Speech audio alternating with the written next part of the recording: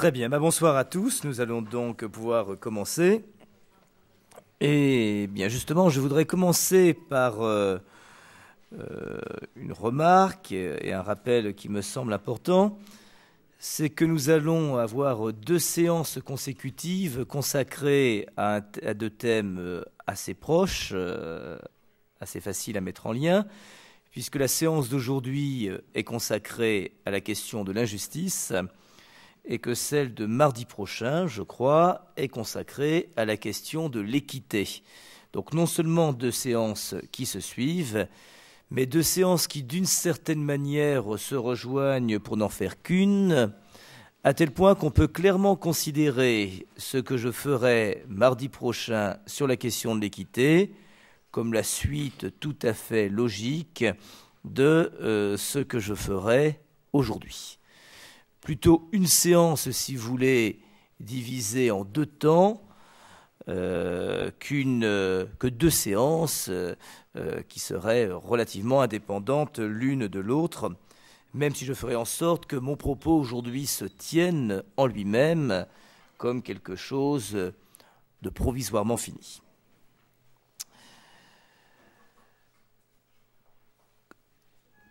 Quand j'ai commencé à m'interroger donc sur la notion qui m'était proposée, l'injustice, je me suis demandé tout bêtement, mais au fond, pourquoi l'injustice plutôt que la justice? Et qu'est-ce que ça peut apporter une réflexion sur la justice, puisqu'au bout du compte, c'est quand même bien de ça qu'il s'agit, d'orienter son propos en prenant en compte son contraire, à savoir l'injustice. Et puis, je me suis rendu compte peu à peu que ça ouvrait des pistes tout à fait pertinentes pour une raison qui ne m'avait pas sauté aux yeux d'emblée, mais qui, au bout du compte, s'est révélée tout à fait intéressante.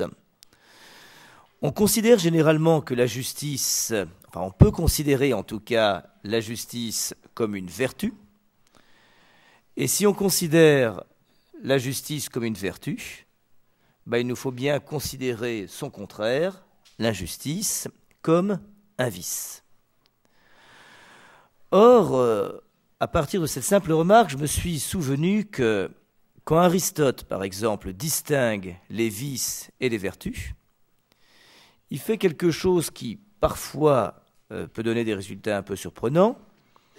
Il pose la vertu en position médiane entre 2 vices opposés, l'un par défaut, l'autre par excès. Je prends un exemple très simple. Si on admet, par exemple, que le courage est une vertu, on aura d'ici quelques semaines d'ailleurs un temps de réflexion consacré au courage, si on admet que le courage est une vertu, il y aurait 2 façons de ne pas être courageux, soit en manquant de courage, vice par défaut, soit en étant trop courageux, téméraire, c'est-à-dire, dans ce cas-là, le vice serait par excès. Et quand je me suis retrouvé avec ces 2 notions, l'injustice et la justice, je me suis demandé si l'injustice peut être considérée soit comme un manque de justice, soit comme un excès de justice. Comme un manque de justice, spontanément, avec un peu de bon sens, on dit oui, l'injustice serait du côté d'un défaut de justice, serait injuste celui qui ne serait pas suffisamment juste. Ce que je vais essayer de vous montrer aujourd'hui, c'est qu'il y a une autre manière de penser la justice non pas comme un manque, mais comme un excès. Un trop de justice, un excès de justice qui nuit, au bout du compte, à une justice bien comprise et bien cadrée, bien installée dans ses limites propres. Et donc aborder la question de la justice à partir de celle de l'injustice, c'est bien se donner les moyens de circonscrire le champ propre de la justice, et c'est ce que je vais essayer de faire pendant le temps que je vais donc consacrer à cette question pendant les quelques dizaines de minutes que nous allons passer donc ensemble. Un autre intérêt de commencer par l'injustice ou d'aborder la question de la justice par l'angle de l'injustice, c'est que ça permet de passer outre d'une certaine manière le caractère polysémique du terme justice. Parce que voilà une notion, ça ne vous échappera pas, qu'on emploie dans des sens quand même très différents. Je prends quelques exemples. On a évoqué, il y a quelques instants, la justice comme vertu.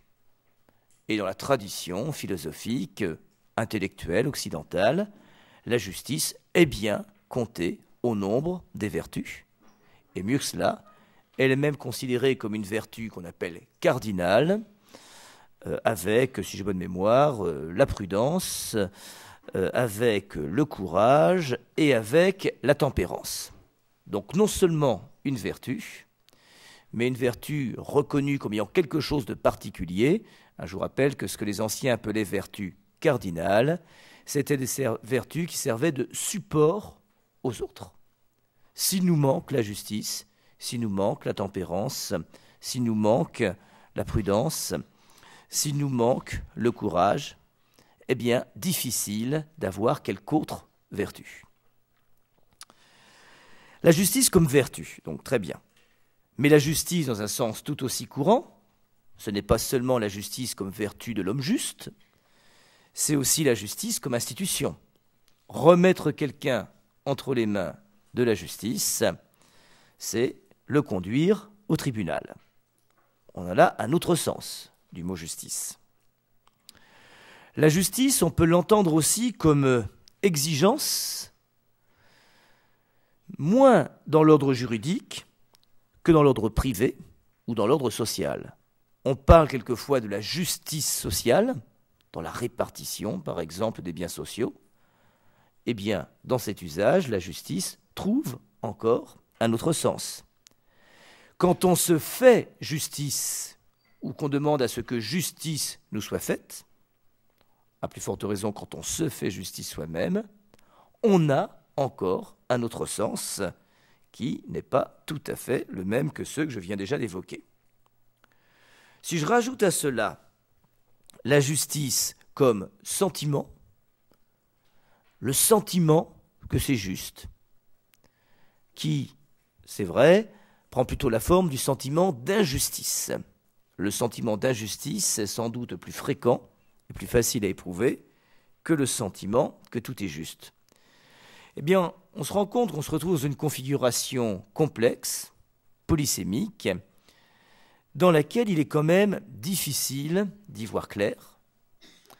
Et donc, je me réjouis au fond que la notion d'injustice puisse nous servir en quelque sorte de porte d'entrée dans ce bâtiment complexe qu'est justement celui consacré à une réflexion sur la justice. Si la justice est donc bien évidemment une notion complexe, elle n'en est pas moins au cœur des relations sociales. Et à ce titre, il est évident qu'elle intéresse toute société, y compris ces sociétés particulières que l'on appelle des entreprises. Mais en même temps qu'elle est au cœur des relations sociales, elle renvoie aussi à des figures tout à fait multiples. Si on saisit la justice non pas comme idée abstraite, qu'il s'agirait de rationaliser, de construire, de concevoir, mais si on cherche à la saisir du côté de certaines personnes singulières, d'individus concrets, là encore on est renvoyé à des figures tout à fait multiples et réductibles les unes aux autres. Je donne quelques exemples.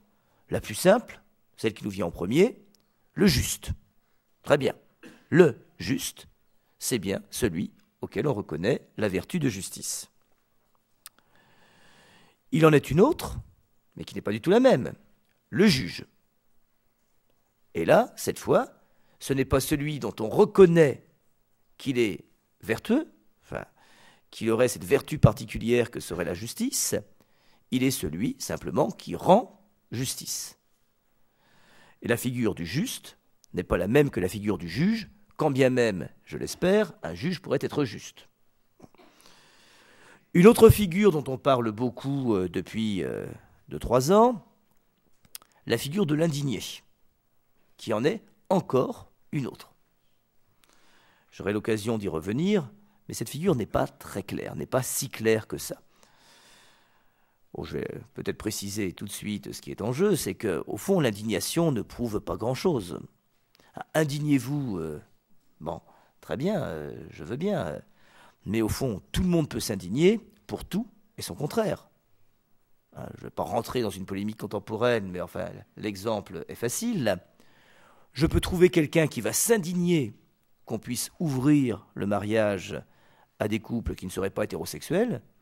Je peux trouver quelqu'un qui s'indignera tout autant qu'on ne se donne pas les moyens de le faire. L'indignation ne prouve pas grand-chose, et si elle est une figure possible d'un certain rapport individuel à la justice, elle est une figure qui est très loin d'être aussi claire qu'on pourrait le croire. Autre figure privée, le vengeur, masqué ou pas, peu importe, ça n'a aucune importance, que ce soit celui qui venge les autres, les opprimés, Robin des Bois, Zorro, ou que ce soit celui qui se venge, on comprend bien que là encore, son rapport à la justice est d'un tout autre calibre. Est-on encore, d'ailleurs, avec la figure du justicier, dans une figure qui est réellement rapport à la justice? Là encore, on pourra se poser la question. Alors, du coup, pour essayer d'y voir plus clair et d'avancer, on peut effectivement commencer par le plus simple, par ce qui se dit à peine, par ce qui se pense à peine, par un rapport à la justice qui serait vécu simplement sur le mode du sentiment. Or là, on voit tout de suite quelque chose qui, me semble-t-il, saute aux yeux. Si il n'y a pas de difficulté majeure à évoquer quelque chose comme un sentiment d'injustice, il est assez curieux que l'expression sentiment de justice soit, elle, en fait, d'un usage, me semble-t-il, très très peu courant.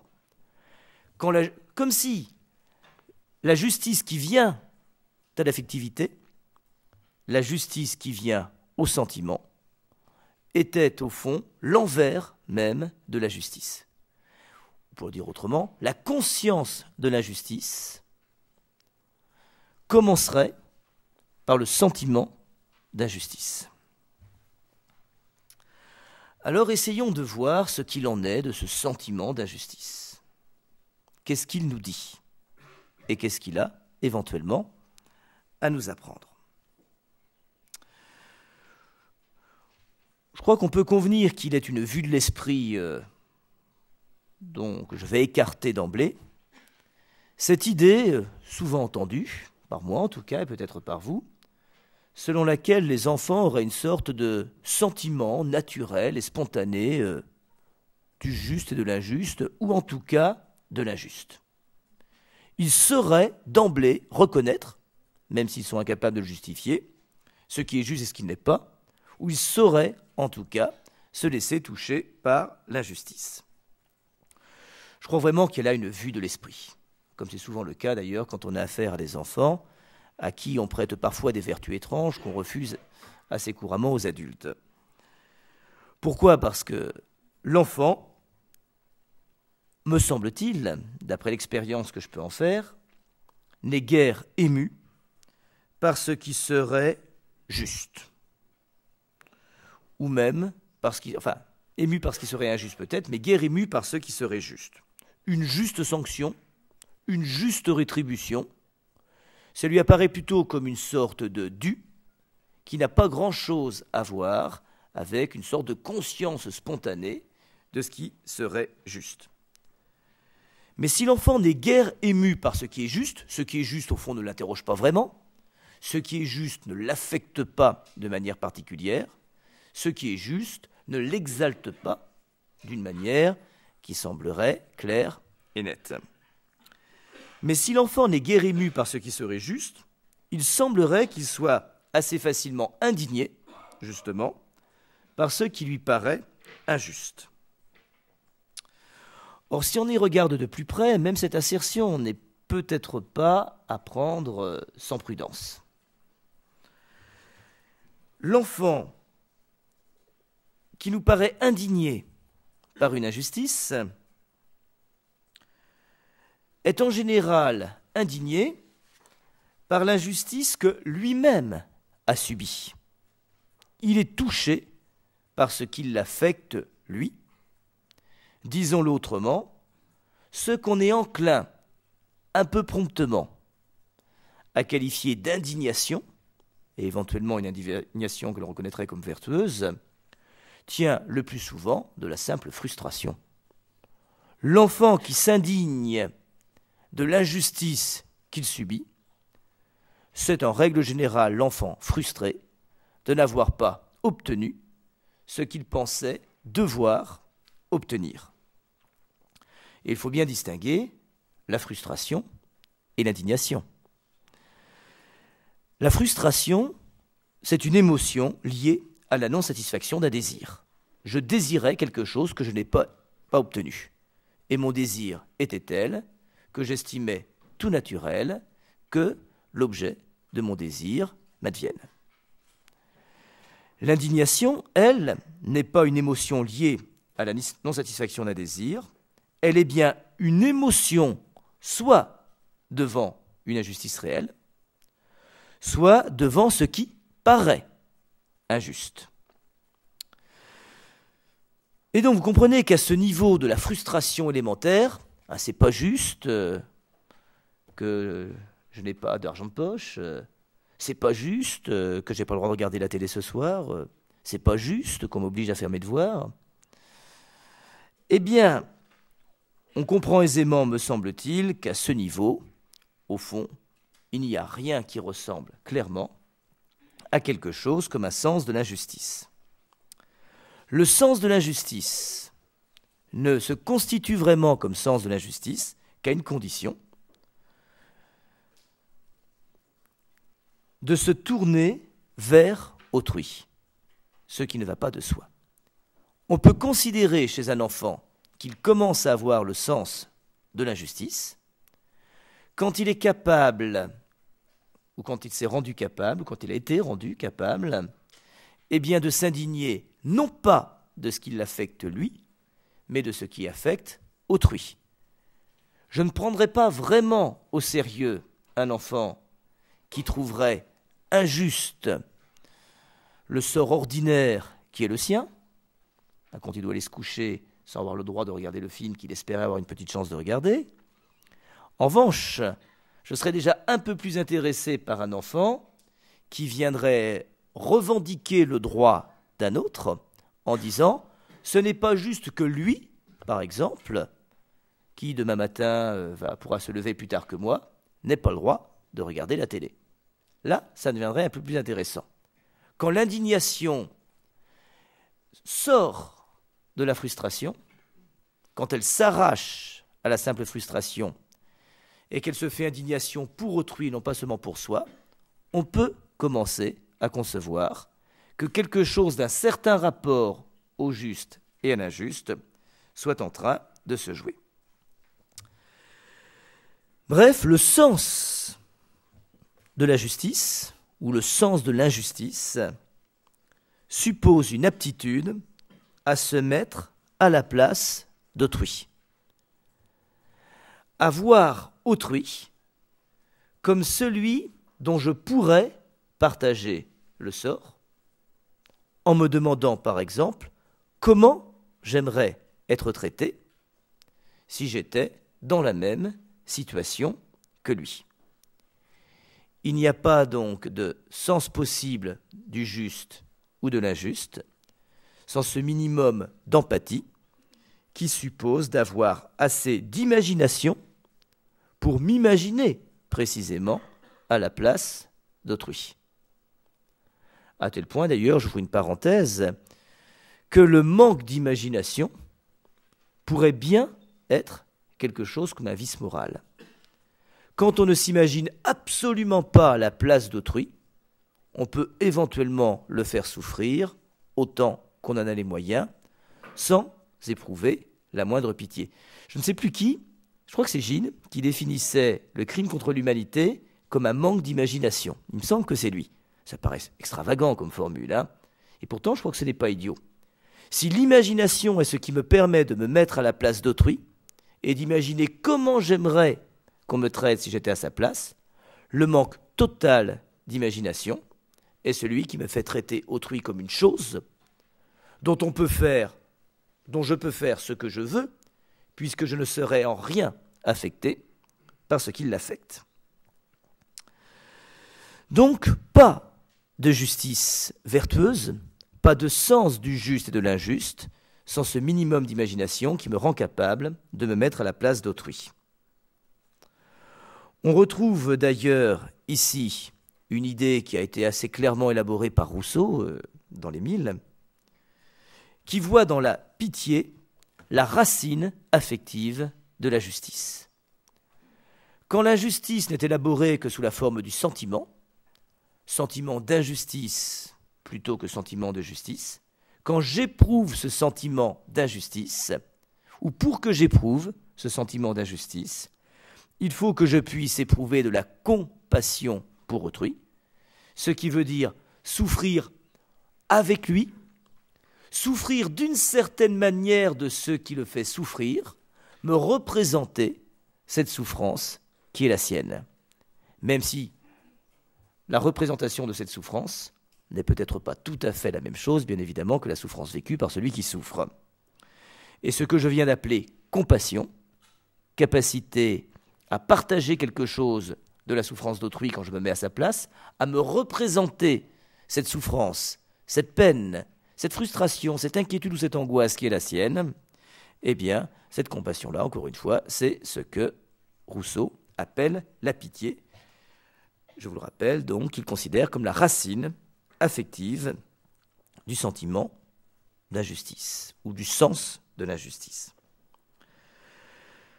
On voit donc que la pitié serait, à ce titre-là, un sentiment naturel, et c'est vrai que je pense qu'on peut considérer que la plupart des enfants sont capables d'éprouver assez naturellement un sentiment de pitié. Pas toujours très très net, mais au fond, ils sont facilement saisis un peu de stupeur devant la souffrance qui affecte un autre qu'eux. Et s'ils peuvent devenir ensuite pervers et jouer avec cette souffrance, je ne suis pas sûr que cette attitude-là soit parfaitement naturelle, première et spontanée, quoi qu'on pourrait d'ailleurs en discuter. Mais si la pitié est un sentiment naturel, elle est donc un sentiment naturel qui nous pousse à souffrir, nous dit Rousseau, autant que nous jugeons que souffre autrui. Je voudrais m'arrêter ici sur ce verbe employé par Rousseau, un sentiment naturel qui nous pousse à souffrir autant que nous jugeons que souffre autrui. Ça veut dire qu'il n'y a pas de sens réel de la justice sans un certain élément de rationalisation.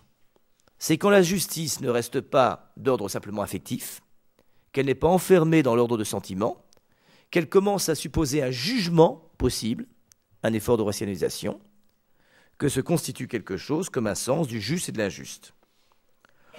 Or, si je juge qu'autrui doit souffrir, par exemple de l'injustice qu'il subit, c'est que je suis capable de comparer mon sort au sien, la situation qui est la mienne à celle qui est la sienne, ou celle que j'aimerais qu'il soit la mienne si j'ai dans sa situation, à celle qui est la sienne. Et donc, il n'y a pas de sens de la justice sans un raisonnement au moins amorcé. Il y a ici, si vous voulez, une amorce de syllogisme de l'indignation qui consiste à dire quelque chose comme ceci, à sa place je souffrirais, or il est comme moi, donc il doit souffrir. Il y a un syllogisme implicite au sens de l'injustice, où s'atteste déjà quelque chose comme un effort minimal de rationalisation.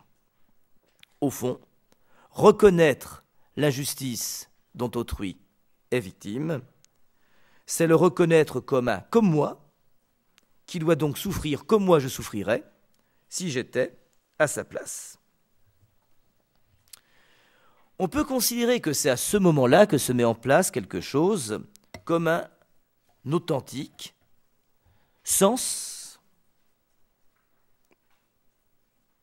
de l'injustice. Mais on voit en même temps alors que ce sens de l'injustice, tel qu'il commence à s'élaborer, toujours rationnellement, pas de sens réel de l'injustice sans relève rationnelle d'un sentiment. Tant qu'on est dans l'ordre du sentiment, on ne sait pas encore ce que c'est que la justice. On n'est pas dans la justice, on est dans la pitié. C'est tout. Et donc, pour qu'on passe de la pitié à la justice, du sentiment de l'affect de pitié au sens de l'injustice, eh bien, il me semble qu'il faut prendre en compte deux vecteurs. Le premier, qui est en quelque sorte une faculté, une capacité à reconnaître autrui en ses droits, en son humanité et en sa sensibilité.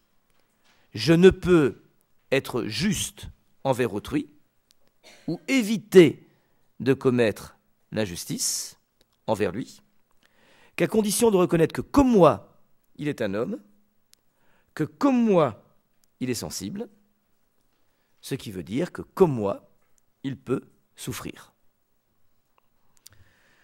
C'est donc le premier vecteur du sens de l'injustice, être capable de reconnaître autrui en son humanité sensible. Il y a un deuxième vecteur qui me semble important, et aussi indispensable que le premier. Il n'y a pas de sens possible du juste et de l'injuste sans un certain souci de soi, un souci de se conserver, un souci de voir ses intérêts reconnus. Reprenons ça si vous voulez. Pour être capable de reconnaître en autrui quelqu'un qui est comme moi, et à ce titre de lui épargner la souffrance que je pourrais lui infliger, ou de m'indigner devant la souffrance qu'on lui inflige, devant le tort qu'on lui fait, et devant les droits qu'on lèse en lui, eh bien il faut que je sois moi-même capable de reconnaître mes droits, ma sensibilité, mon humanité et mes intérêts particuliers. Alors pour le dire très simplement, pour aimer autrui comme soi-même, il faut au moins commencer par s'aimer soi-même. Et donc il n'y a pas de sens du juste et de l'injuste qui puisse être élaboré sans à la fois un rapport à autrui, reconnu à la fois en son humanité et en sa sensibilité, et sans un rapport à soi-même, dont je reconnais les droits et la légitimité des intérêts. Si est juste celui qui traite autrui, enfin vous comprenez qu'on ne peut pas dire simplement est juste celui qui traite autrui comme lui-même. Tel quel, ça ne marche pas. Si moi, je suis complètement maso et que je me traite de manière à me faire souffrir, il n'en reste pas moins que traiter autrui comme moi, je me traite et comme moi, j'aimerais être traité, ça n'en serait pas moins être injuste.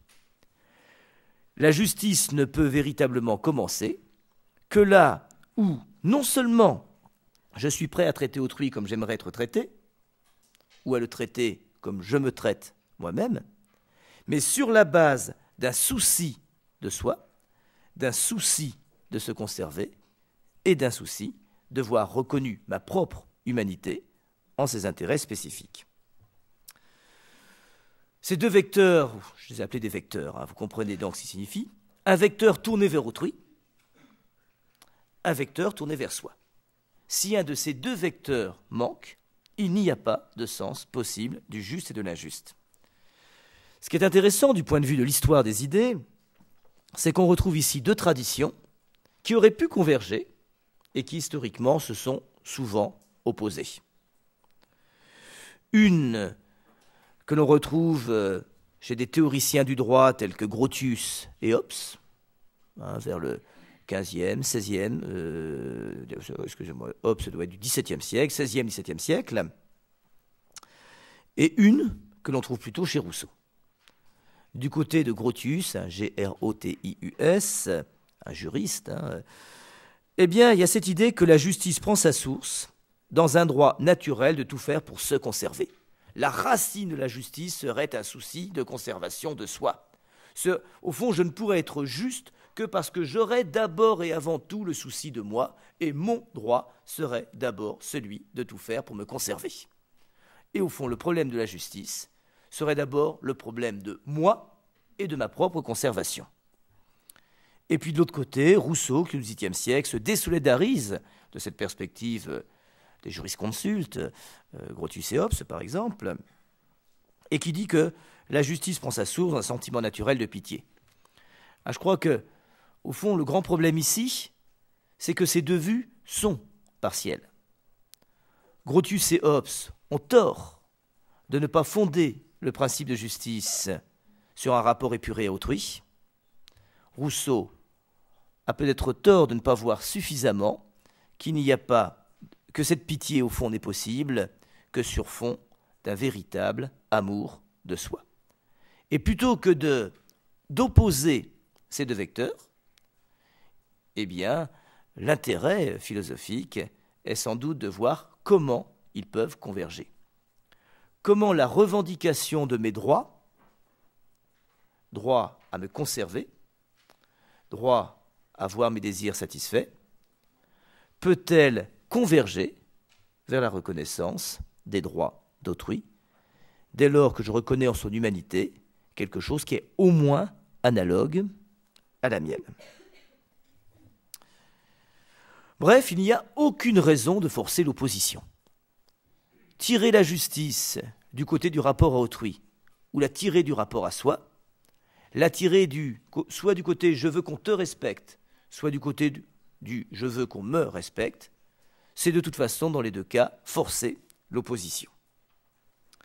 En effet, si je suis compatissant, c'est à la mesure de ce que je me sais capable de souffrir moi-même, mais c'est aussi à la mesure de ma capacité à reconnaître en autrui un alter ego, un comme moi. Il n'y a pas de justice pensable et de sentiment de la justice susceptible ou de l'injustice susceptible d'être élaborée sans le double jeu de l'amour de soi et du souci de l'autre. Je tiens à souligner ici que ce que j'appelle l'amour de soi, sans lequel il n'y a pas de justice possible, ce n'est pas la même chose que l'amour propre. L'amour de soi, c'est l'estime en soi de la respectabilité de tout homme. S'aimer soi-même dans ce sens-là, c'est pas s'aimer d'une passion narcissique. S'aimer soi-même, c'est reconnaître en soi aussi la grandeur de l'homme. Alors que l'amour-propre tourne facilement à la convoitise, à la jalousie, au désir de l'estime publique. Celui qui est victime de l'amour-propre, c'est celui qui ne peut pas s'empêcher de se préférer à tout autre, tellement il est ébloui par sa propre majesté, par sa propre grandeur. L'amour-propre, bien évidemment, est une passion qui favorise difficilement le sens du juste et de l'injuste. Quand je me préfère à tout autre, il m'est difficile d'être juste dans mes rapports à autrui. Loi de l'amour-propre. Mais quand je m'aime d'une manière telle que je me réjouis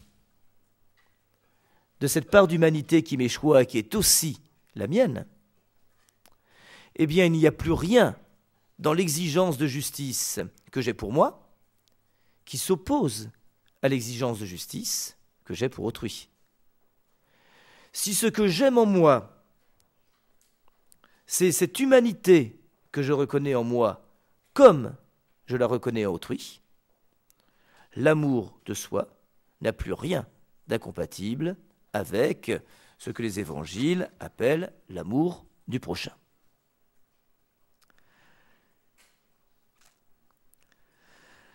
Le problème, bien sûr, c'est que si l'amour de soi est donc la source de toute justice, il n'est pas encore, en tant que tel, de l'ordre de la justice.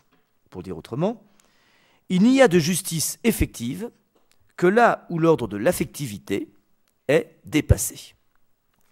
C'est-à-dire, je vais même dire dépassé dialectiquement. Vous savez, pour dire les choses rapidement, il Il y a un verbe intéressant en allemand à partir duquel Hegel construit tout son système de pensée, hein, qui est le verbe aufheben, et qui veut dire à la fois conserver, nier et dépasser. Eh bien, quand je dis que l'affectivité doit être dépassée, aufgehoben si vous voulez, pour donner lieu à un véritable sens du juste et de l'injuste, mais ça veut dire à la fois qu'elle doit être conservée, être juste, ne me dispensant rien d'être capable de souffrir sensiblement de ce qui fait souffrir autrui, et donc de pouvoir être affecté sensiblement, étrange justice que celle qui serait froide et incapable de souffrir de ce qui fait souffrir autrui. Mais en même temps, cette affectivité doit être dépassée, elle doit être relevée par la raison, par une capacité à poser froidement les principes à partir desquels je peux élaborer le respect dû à autrui ou reconnaître ses droits. Sinon, qu'est-ce qui risque de se passer ?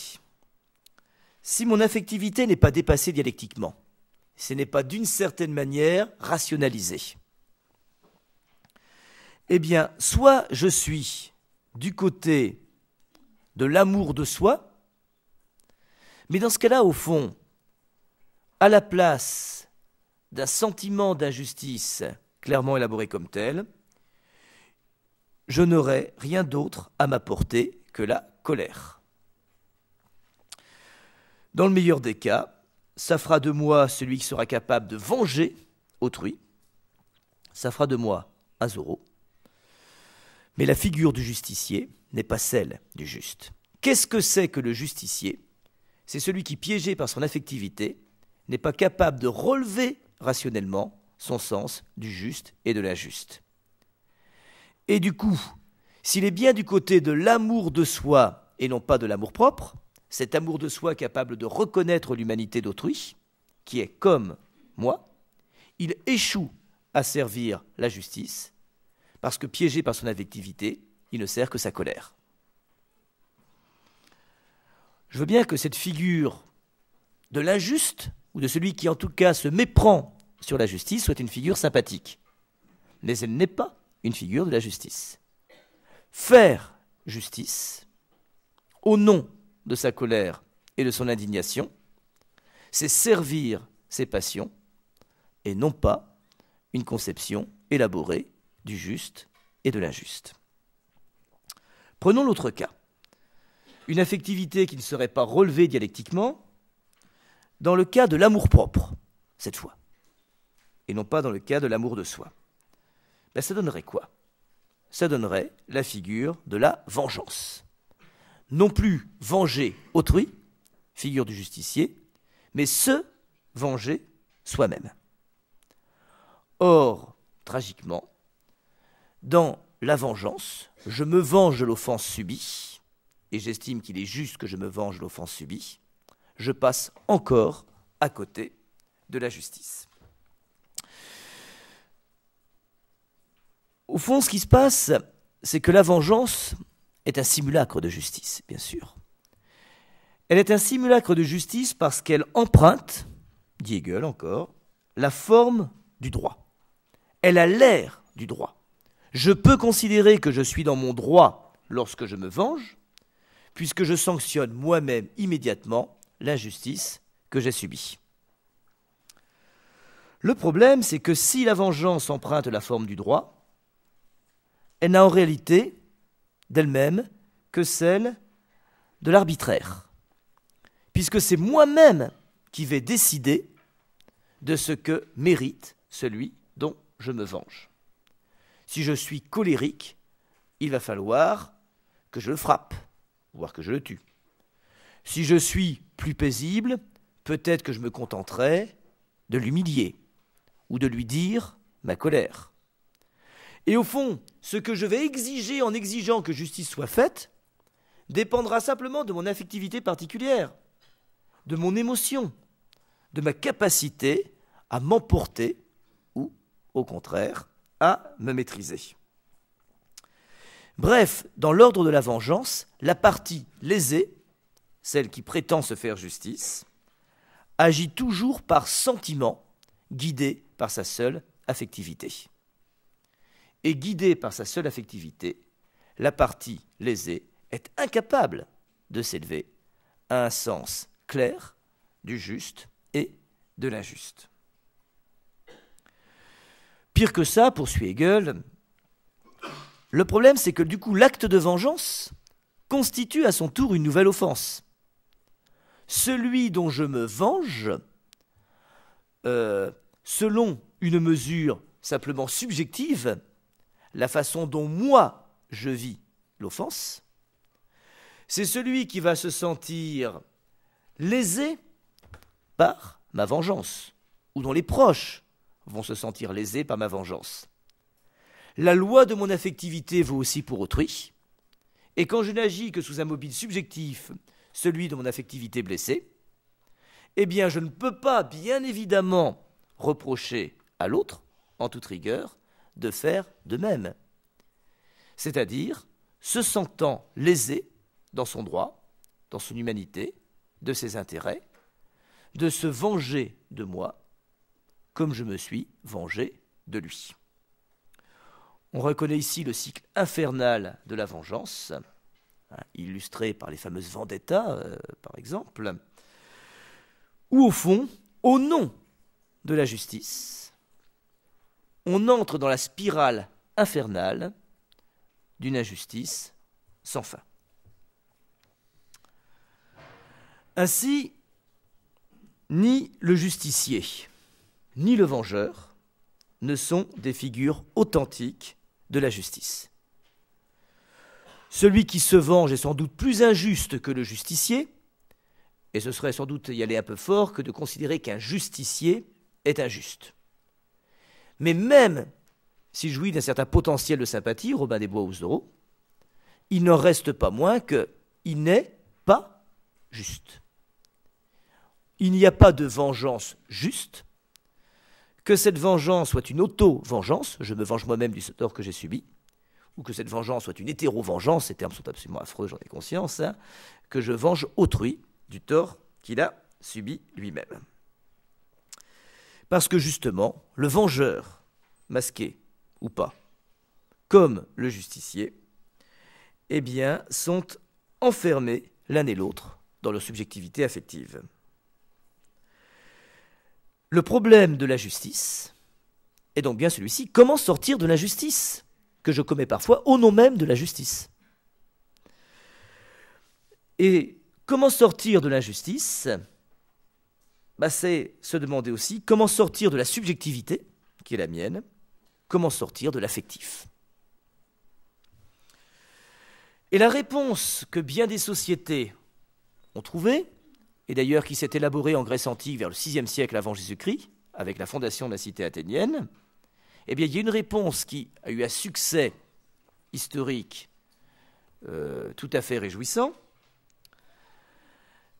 La réponse, elle consiste à dire qu'il n'y a de justice, c'est-à-dire d'arrachement à la subjectivité et à l'affectivité, que par l'institution de la médiation, à condition qu'on institue un tiers.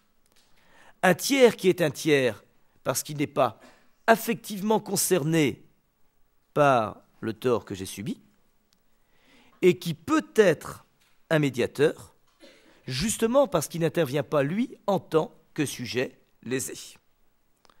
C'est ce qu'on appelle la justice arbitrale, celle qui repose sur le principe qu'il n'y a de justice que là où quelqu'un est institué et reconnu en position d'arbitre, en position de médiateur, à condition, bien évidemment, qu'il soit extérieur au conflit dans lequel je suis pris. Ce tiers est donc celui qui d'abord sépare les parties, qui empêche le face-à-face, qui pourrait, au nom d'un sens simplement affectif de l'injustice, tourner à la violence. Mais il fait mieux que séparer les parties, interdire le face-à-face de la victime et de l'offenseur. Ce qui est intéressant, c'est que justement ce tiers est celui qui peut se référer à autre chose qu'à un sentiment. Moi, quand je me venge, je n'ai pour seul critère que mon sentiment d'injustice. Et donc, je suis condamné à l'injustice. Mais l'arbitre, le tiers, le juge, le médiateur, appelez-le comme vous voulez, c'est celui qui, justement, peut ne pas se référer à un sentiment parce qu'il peut très bien ne pas être concerné. Il éprouve rien de particulier. À la limite, il s'en fout de ce conflit. C'est pas son problème. Sauf si on lui demande de l'arbitrer. Mais justement, qu'est-ce qu'il va pouvoir utiliser comme critère? Non pas son propre sentiment, mais une règle supérieure et transcendante. Le médiateur, c'est celui qui va pouvoir juger, rendre justice, dire le juste et l'injuste, non pas à partir de sa propre affectivité. Ah, voilà ce que moi je considère. Ah oui, je suis plein d'empathie pour la victime, donc non, le droit est du côté de la victime. Ou non, ou celui qu'on présente comme un coupable, mais vachement sympathique. Oh non, vous n'allez pas en faire tout un fromage quand même. Bon, ah non, on ne peut pas justement rendre justice de cette manière. Le médiateur n'est pas celui qui prend parti, affectivement, pour la victime ou pour celui qui est en position d'accusé, mais celui qui peut ne pas prendre parti parce qu'il se réfère à une règle supérieure. Cette règle supérieure peut prendre deux formes. Elle peut prendre la forme de la tradition dans des sociétés classiques. Voilà ce qu'on appellerait presque aujourd'hui la jurisprudence. Dans des cas semblables, voilà ce que l'on fait chez nous. On coupe la main, on donne une claque, on envoie en prison, bon, voilà. Et puis, cette règle, bien évidemment, et c'est là, justement, ce qu'a su inventer la cité athénienne vers le VIe siècle avant Jésus-Christ, cette règle peut être la loi. Et, si possible, la loi écrite, celle qui perdure. Et donc, il y a de sens véritable. Le sentiment d'injustice peut se convertir en sens du juste et de l'injuste quand sont instituées les médiations qui permettent de se référer à la loi. Et à la loi qui est la même pour tous et qui n'est pas l'expression de la subjectivité et de l'affectivité particulière de l'un ou l'autre des parties ou du juge lui-même. Bien sûr, à partir de ce moment-là, si on est dans le cadre d'un droit lésé, on se retrouve dans une dynamique qui doit conduire normalement à la sanction. Le juge, c'est bien celui à qui on demande de sanctionner. Au passage, je voudrais peut-être distinguer sanctionner et punir. Une sanction peut être une récompense en toute rigueur de terme. Si je parle français tout à fait correctement si je vous dis que vos bons résultats sanctionnent le travail que vous avez accompli toute l'année. Je crois que quand je parle comme ça, je parle tout à fait français. Et donc, on a parfois tendance à confondre sanction et punition. La punition est bien sûr une sanction négative. La punition sanctionne une faute, un délit, une transgression ou une injustice. Cette punition, donc, appelons-la comme ça, plutôt que sanction, peut prendre deux formes très différentes selon qu'elle obéit à l'un ou l'autre principe. Le premier principe possible serait ce que j'appellerais une sorte de principe d'identité. Pour faire vite, œil pour œil, dent pour dent. On fait à celui qui a été injuste et reconnu injuste ce qu'il a fait. Un enfant qui a été surpris en train de pincer son petit copain, hop, on le pince. Voilà, œil pour œil, dent pour dent. C'est simple. Quand il s'agit de pincer un enfant pinceur, dans d'autres cas, c'est bien évidemment très compliqué. Celui qui a dérobé 50 millions, comment on va faire? Si on lui dérobe les 50 millions qu'on a pris, en réalité, on ne lui enlève rien. Puis on ne peut pas lui enlever ce qu'il n'a pas. Donc bien évidemment, il y a des limites assez rapides, qui apparaissent assez rapidement, quand on pense la justice en termes de simple principe d'identité. Et au passage, d'ailleurs, ce œil pour œil, dent pour dent, compris couramment, renverrait plutôt à ce qu'on appelle la justice vindicatoire, puisque c'est plutôt la loi du vengeur que de faire à autrui de faire au coupable la même chose que ce qu'il a fait à la victime. Une conception rapide de la justice, mais bien évidemment qui laisse perplexe. Oh bah je sais pas moi, les violeurs d'enfants, il n'y a qu'à leur faire la même chose. Bon.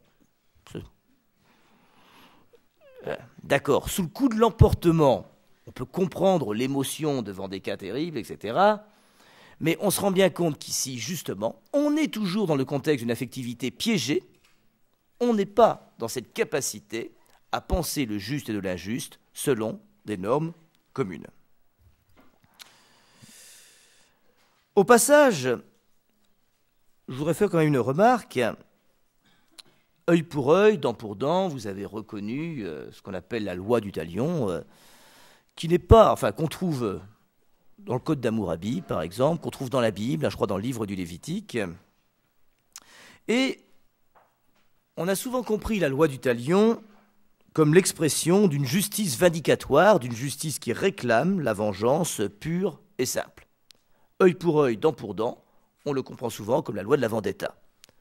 Je voudrais quand même rendre justice à cette formule telle qu'elle est comprise, en tout cas dans la tradition rabbinique, qui n'est pas du tout comprise comme l'expression de la vengeance. Absolument pas. Dans la tradition rabbinique, d'abord, œil pour œil, dent pour dent, c'est considéré comme une sorte de mise en évidence d'un équivalent symbolique. À celui qui a blessé autrui, la peine doit être proportionnée à sa faute. Jamais la tradition rabbinique en Israël n'a compris le fameux œil pour œil, dent pour dent, comme on tue celui qui a tué, on fait, je sais pas moi, on égorge celui qui a égorgé, on coupe une oreille celui qui a coupé une oreille, on casse une dent celui qui a cassé une dent. Jamais. Dans la tradition rabbinique, ça a toujours été compris comme à celui qui a cassé une dent, donnons une punition qui corresponde autant que possible à une dent cassée. Et je vous fais remarquer que par conséquent, dans cette tradition rabbinique, il faut un médiateur pour justement établir la mesure. Et donc, on porte dans nos représentations occidentales comme ça une image de la loi du talion comme principe de la vengeance, alors qu'elle est dans la tradition juive, dans la tradition rabbinique, exactement le contraire, le principe même de la justice arbitrale. Le juge appelé à mesurer la faute pour équilibrer la sanction au nom d'un principe que je vais donc plus appeler un principe d'identité, mais un principe d'équivalence. Et c'est justement le deuxième principe que je voulais évoquer. La justice se rationalise quand elle est capable de surmonter le principe d'identité par un principe d'équivalence. Ce qui importe, ce n'est pas que le coupable subisse exactement ce qu'il a fait subir, ça tournerait vite à la barbarie. Ce qui importe, c'est que la sanction soit équivalente ou susceptible d'être proportionnée ou jugée proportionnée à la faute commise. Imaginez que quelqu'un, par exemple, a été coupable de diffamation par des insultes répétées. Ça aurait du sens de le punir en le diffamant et en l'insultant? On n'en aurait sans doute pas beaucoup. Et on se rend bien compte que le principe d'identité, c'est ce que j'appelle le principe d'identité, je ne sais pas du tout si c'est un nom qui reçoit couramment dans les théories de la justice, mais au fond, n'est pas un principe de justice suffisant. Lui-même, au fond, ouvre à l'injustice bien plus qu'à la justice. Et il n'y a de justice que là on est capable de penser avec mesure ce qui équivaut entre la sanction et le délit. Le problème devient alors celui-ci, mais alors comment punir et selon quelles normes? Et dès qu'on pose cette question, on se rend compte qu'on était parti dans la bonne direction, c'est qu'il n'y a pas de justice possible sans la conscience d'une justice préalable. La justice, c'est toujours ce qui doit remédier à l'injustice. S'il n'y avait pas d'injustice, on n'aurait pas besoin de justice.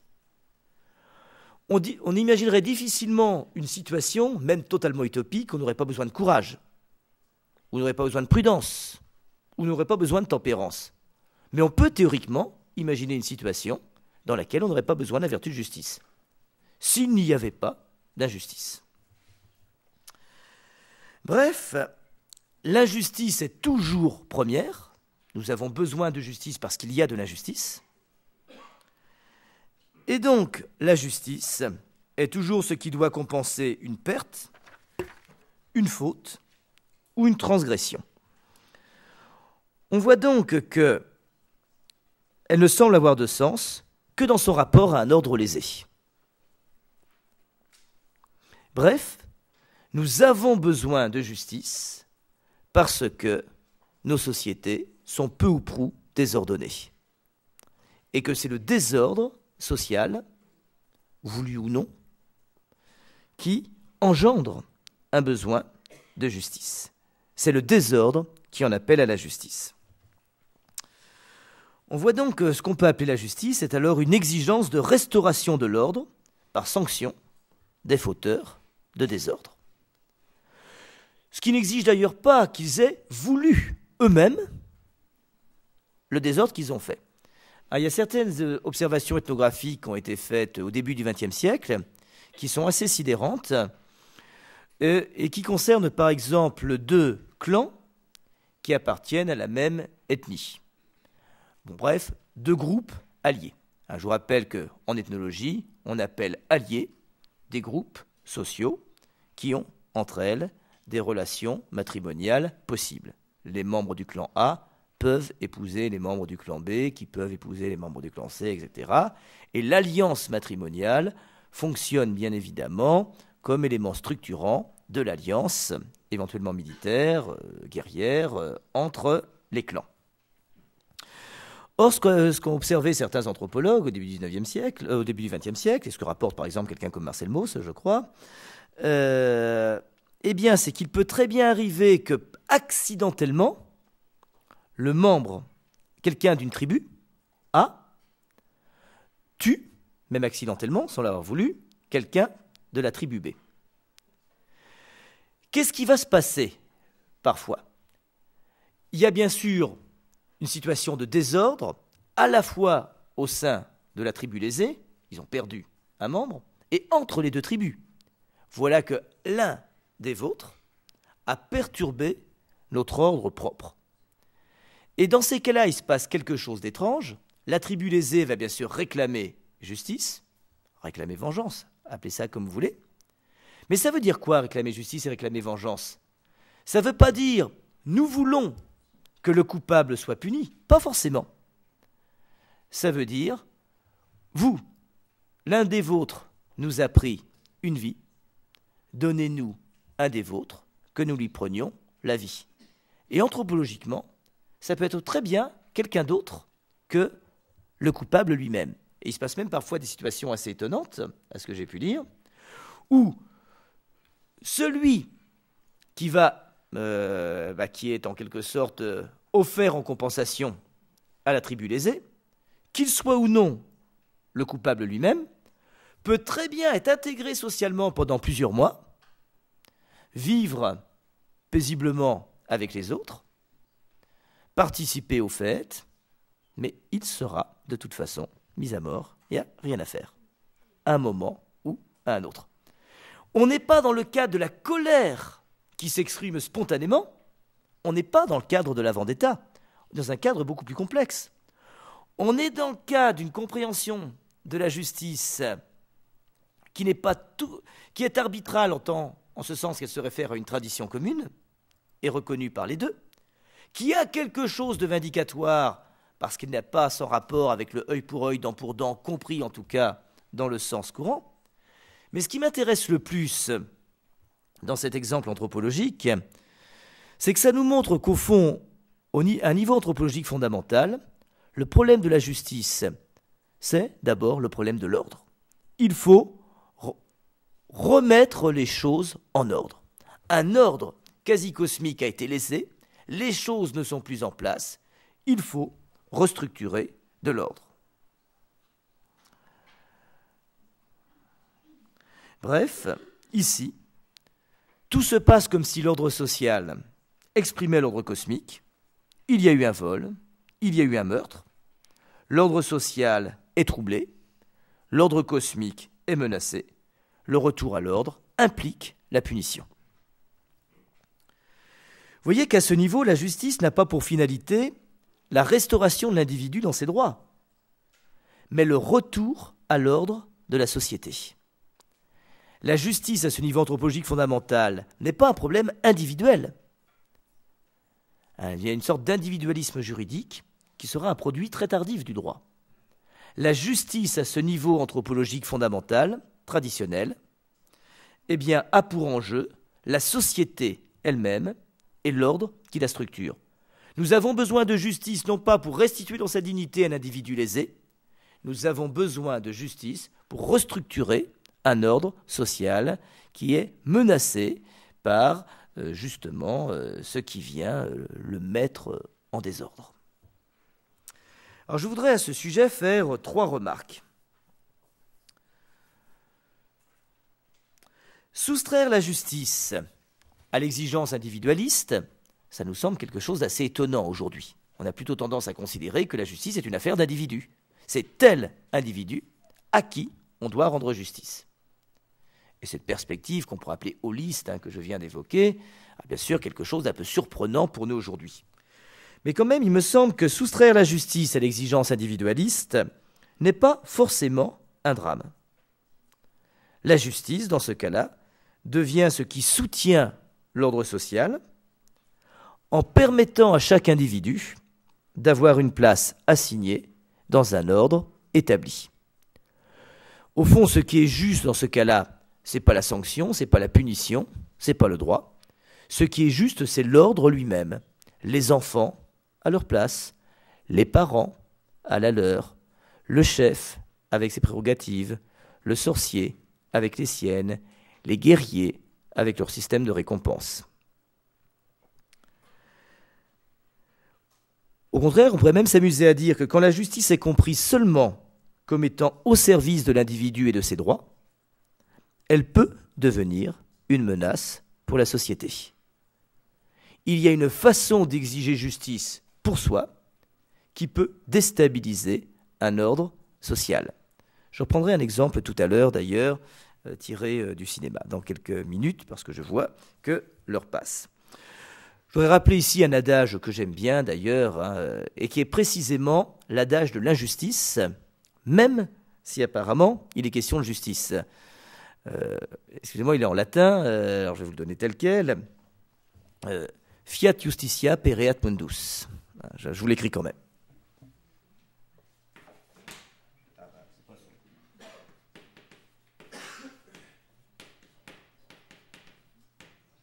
Bon, je sais, quand j'écris, on n'arrive pas à lire en général. Fiat justitia pereat mundus. Excusez-moi, fiat justitia pereat mundus. Voilà, ça vous entendez mieux sans doute. Ça veut dire quoi? Que justice soit faite, le monde dût-il en périr. Au fond, on peut l'entendre comme ça dans le sens d'une revendication individualiste, d'une justice qui se fiche de savoir dans quelle mesure ça peut perturber l'ordre social. Moi, je réclame justice pour moi. Si au fond, la société en pâtit, c'est pas très grave. Je sais pas, mon voisin, je vais prendre un exemple très simple. Mon voisin tond la pelouse, ok, c'est dimanche, il travaille toute la semaine, et puis je suis en colère, j'ai le droit pour moi, j'ai le droit de lui interdire, etc. Je porte plainte. Je fous le souk dans le quartier où j'habite, ça y est, ça crée des tensions, etc. Ah ben ça, tant pis, c'est pas mon problème. Fiat justitia pereat le quartier. C'est pas... Or, bien évidemment, on se rend compte qu'il y a un degré de revendication individualiste de son droit qui est déstructurant du point de vue social, une certaine manière d'exiger que justice soit faite qui induit des formes graves, parfois, d'injustice. Au fond, ce qui pourrait être lu ici rapidement comme une manière de penser l'absoluité du droit, que justice soit faite, le monde dût-il en périr, est une façon, en réalité, de voir le risque d'injustice qui reste latent derrière certaines exigences de justice. Deuxième remarque importante, Il me semble que la justice n'est juste qu'à laisser du jeu possible pour les relations sociales. Ce qui compte après tout, c'est pas d'abord et absolument que justice soit faite, cette remarque se déduit de la précédente, c'est que le jeu social puisse continuer, que la société puisse continuer à fonctionner. Bref, il y a un excès de justice qui risque de gripper et de scléroser la société. Vous le savez bien, dans certaines entreprises, il y a certaines revendications qui, prises absolument et abstraitement, certaines revendications individuelles qui, en soi, ne sont pas injustes. Le problème, c'est qu'elles sont abstraites parce que purement individualistes et qu'au bout du compte, les satisfaire, ce serait, d'une certaine manière, se montrer injuste par rapport à une exigence d'ordre qui, elle aussi, correspond parfois à un principe de justice bien compris. Bref, le juste, c'est alors celui qui se souvient que la justice n'est pas une fin en soi. Ça, je crois que c'est une remarque importante. La justice n'est pas une fin en soi. Ce qui importe quand on demande justice, c'est l'ordre. C'est que l'ordre soit restauré. Vous savez, il y a... Je ne sais pas si vous avez lu, comment ça s'appelle ça ? Il y a une tragédie de Racine, alors c'est pas la plus célèbre, Polynice, je crois. Il y a des profs de français parmi vous ? Il y a une tragédie de Racine qui s'appelle Polynice ? En tout cas, c'est l'histoire de Créon, Polynice, Antigone et compagnie. Bon. Et il y a une scène tout à fait étonnante où les deux frères se battent parce qu'ils veulent tous les deux le trône de Thèbes. Puis il y en a un qui prétend vraiment être dans son droit, puis alors il casse les pieds à sa mère, dit à mon frère que c'est moi qui ai raison, je suis dans mon droit, c'est moi l'aîné, le trône doit me revenir. Et puis la pauvre mère Jocaste, elle est complètement... non, c'est pas la... je dis, si, je crois, c'est Jocaste. La pauvre mère est complètement affolée parce qu'elle s'en fiche, elle, de savoir lequel de ses fils est dans son droit. Elle voit qu'ils sont en train de se déchirer et que la revendication de justice de l'un va complètement faire exploser sa famille. Et donc son problème à elle, c'est pas le problème du droit. Elle aimerait que l'ordre soit sauf, elle aimerait que ses enfants puissent continuer à vivre à peu près en frères. Et à ce moment-là, Racine traduit textuellement une citation latine, mais j'y vais de mémoire, et donc ma traduction va être approximative, sans doute, enfin le vers ne sera peut-être pas absolument exact. La suprême justice est une suprême injure. En latin, summum ius, summa injuria. Vous allez me dire, je parle beaucoup latin aujourd'hui, et je crois que c'est pas fini. Mais... Summum ius, summa injuria. Or, ce qui est intéressant ici, c'est que summum ius, ius le droit le plus élevé, le plus exigeant, celui que réclame celui des deux frères qui veut absolument le trône de Thèbes, sous prétexte qu'il a le droit, que c'est lui l'aîné. Summa injuria, que Racine traduit par injure. Il a parfaitement raison. Mais ce qui est intéressant ici, c'est que l'injure, c'est littéralement le non-droit. Injuria est construit sur la même racine que ius, qui veut dire le droit. L'injure, c'est littéralement la négation du droit d'autrui. Et donc, ce que j'essaye de vous faire comprendre, c'est qu'il y a une manière injuste de revendiquer que justice soit faite quand on met la reconnaissance de son droit au-dessus des exigences d'un ordre social et collectif. Troisième remarque en forme de commentaire, et pour suivre un petit peu le fil de mon idée. Je ne sais pas si vous avez vu il y a longtemps, il y a peut-être une bonne quinzaine d'années, un film qui, si j'ai bonne mémoire, s'appelle Le Pantalon Rouge. Alors je vous raconte rapidement de ce qui se passe. On est pendant la guerre 14-18, sur le front de Verdun, c'est la catastrophe, ça tire de partout, il y a des morts. Et puis, voilà qu'une jeune recrue est appelée sur le front, plein d'idéaux, plein de sens de la dignité, de l'honneur, etc. Bon. Et puis, voilà, il doit aller se battre, mais tous les uniformes, il n'y a plus d'uniformes neufs repassés, c'est fini, hein, c'est trop le chaos. Et donc, il doit enfiler un uniforme taché de sang de quelqu'un qui est mort au combat quelques dizaines de minutes plus tôt. Et puis, ce jeune soldat se révolte, hein, attention, il a le sens de la justice, hein, il se révolte, il est en colère, il n'est pas content, il trouve que c'est une atteinte à son respect, il veut entraîner un petit peu les autres dans sa révolte. Et tout le film est tourné de telle manière qu'on prenne fait et cause pour ce jeune soldat. Il est dans son droit quand même, enfin, on ne peut pas traiter les gens comme ça. Et pour présenter le capitaine à celui qui l'oblige à obéir, comme un sale type, un tyran militaire, un hiérarque sûr de lui, bref, le droit serait complètement du côté du jeune soldat et l'injustice complètement du côté du capitaine. Quand j'ai vu ce film, ce qui m'a frappé, c'est qu'on pouvait très bien renverser les perspectives. Après tout, pourquoi ? Est-on bien sûr que c'est le capitaine qui est injuste ? Il n'y a pas, c'est clair, dans le film, d'uniforme propre. On ne peut pas lui donner ce qu'il n'y a pas. Ça va mal se passer, cette histoire. Il va se révolter, le jeune soldat, il va menacer un petit peu l'unité et l'ordre de sa compagnie, et donc, bon, hop, il va être exécuté. Hein. Bon, d'accord, peloton d'exécution, on règle le problème assez simplement. Puis bien sûr, on verse des larmes, le pauvre, si jeune, pourtant il était dans son droit, quel crétin ce capitaine, quel homme injuste, etc.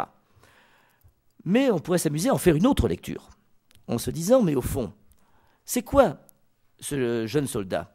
C'est une menace pour l'armée, c'est une menace pour le bataillon. On est dans une situation de crise, où si l'armée n'avance pas en rang serré, dans un esprit de discipline, à la force des armées, paraît-il, eh bien, tout simplement, ils risquent de tous mourir. Et s'ils meurent tous, de toute façon, le problème n'est plus du tout de savoir qui était dans son droit et qui n'était pas. Il n'y a plus de problème de justice une fois que tout le monde est mort. Et donc le capitaine, on peut très bien le voir un petit peu autrement, comme celui qui, au fond, consent à une injustice. Certes, bien sûr que c'est pas bien de tuer ce pauvre gamin. Consent à une injustice, mais peut-être pour sauver l'ordre de son bataillon et éviter peut-être des morts bien plus nombreux si l'armée perturbée, si le bataillon perturbé n'était plus capable de monter efficacement à l'assaut des ennemis. Et donc on voit que là, il y a une certaine manière un peu naïve, peut-être en tout cas, de comprendre son droit contre l'ordre. Et là, je vais prendre une citation qui, rassurez-vous, cette fois ne sera pas latine. On comprend peut-être ce que veut dire Goethe quand il écrit « plutôt une injustice qu'un désordre ». Plutôt une injustice qu'un désordre. Ça nous frappe aujourd'hui. Je prends un peu à rebrousse-poil ici nos représentations spontanées. On se dit non, rien n'est plus important que la justice. Non. Si la justice est faite, mais que le monde en périt, la justice est faite en vain, et le résultat, bien évidemment, sera catastrophique. On ne peut pas jouer le fiat justitia perat mundus, ça ne marche pas. Et donc, plutôt une injustice qu'un désordre, c'est-à-dire qu'au fond, la justice est elle-même non pas une fin en soi, mais ordonnée à quelque chose d'autre. C'est important, la justice, en vue d'assurer l'ordre qui rend possible ce jeu social dans lequel les individus ne peuvent pas vivre les uns avec les autres et œuvrer ensemble au même but. On voit alors ici que la justice est bien une vertu cardinale. Alors bien sûr, quand on parle des points cardinaux, on pense à une possibilité de s'orienter, une vertu qui nous oriente. Étymologiquement, c'est pas ça. Cardo en latin, c'est le pivot, le gond sur lequel la porte est installée. Donc au fond, c'est intéressant cette image du gond parce que ça veut dire que le gond, c'est ce qui donne du jeu à la porte, ce qui lui permet de pivoter. Si le gond est complètement coincé, la porte ne tourne plus. Et donc la justice serait bien une vertu cardinale, à la fois dans le sens qui n'est pas étymologique, où elle orienterait nos actions en vue du bien commun qui n'est jamais réductible à la satisfaction individuelle ou individualiste de ses droits, mais aussi en temps où elle donnerait du jeu aux rapports sociaux, comme des gonds bien huilés donnent du jeu à la porte, qui peut ainsi s'ouvrir et se fermer. Et ça nous fait découvrir que la pure et simple application de la règle au nom de la justice peut aller à l'encontre des intérêts de la justice. Il y a une manière d'exiger que justice soit faite qui, d'une certaine manière, est elle-même injuste. Pour le dire autrement encore, il arrive qu'une justice extrême, extrêmement revendiquée, summum ius, accroisse le désordre et soit la cause de bien des injustices. Ce sera quoi le résultat de cette affaire? Le conflit entre les deux frères, la mort des deux frères, le chagrin de leur mère et Antigone emmurée vivante. Au bout du compte, on n'a pas gagné grand-chose dans cette affaire. Dire que la justice a besoin de jeu, sous peine de virer facilement à l'injustice, c'est rappeler peut-être que la règle de la justice doit être une règle souple. C'est Aristote qui, dans l'Éthique à Nicomaque, utilise une image assez amusante. Il dit, voilà, la règle du juste et de l'injuste doit être une règle de plomb. Comme une règle de plomb. Le plomb, vous savez, ça a des propriétés comme ça, assez ductiles. Ça, bon, voilà, on peut le tordre un peu. Essayer de mesurer un cercle avec une règle traditionnelle, ça va être sacrément compliqué. Mais si vous avez une règle de plomb, ah ben voilà, ça peut épouser des formes un petit peu tordues, un petit peu torturées, comme le sont les formes de la plupart de nos sociétés. Au fond, il y a une certaine rigidité du juste qui empêche parfois que justice soit faite, et une souplesse du rapport au droit qui permet parfois d'éviter d'extrêmes situations d'injustice.